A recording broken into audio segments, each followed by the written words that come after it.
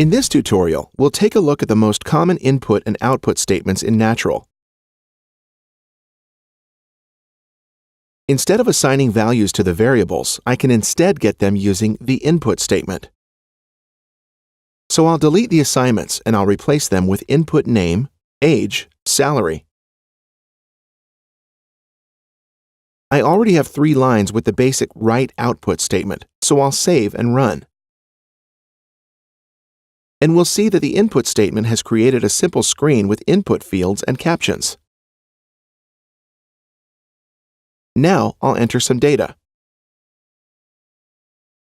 And on pressing Enter, we'll see the expected corresponding output from the write statements. In this demo, we're using Natural interactively, where input comes from the online user and output is sent back to the screen. But even without implementing any changes, this exact program could also be used in a batch environment, where input and output is file-based. To demonstrate just how easy it is to create formatted output for screens or reports, I've created a small data-based loop that can give us some employee data to display. We'll get back to the database processing statements in a later chapter. The only thing left to do is to write display and the variables group or individual level. In this case, I'll select the group level. I'll save and run it.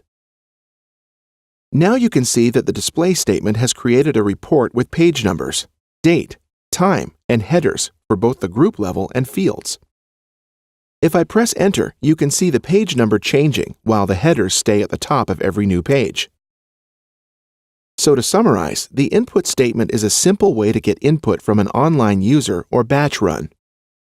As I mentioned, the input statement only provides very basic formatting of fields, but formatting can be improved by specific positioning of fields and much more. This can be done using the Map Editor, which lets you graphically design your screen, or map as it's called in Natural.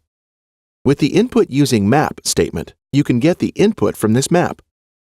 Re-input is typically used if the validation of a field fails and you want the user to correct the error. The display statement is for reports and provides you with a lot of automatic formatting capabilities, while the write statement is for basic output. The print statement is especially useful for outputting long, dynamic strings, as it will insert automatic line breaks if these strings are too long to fit on a single line.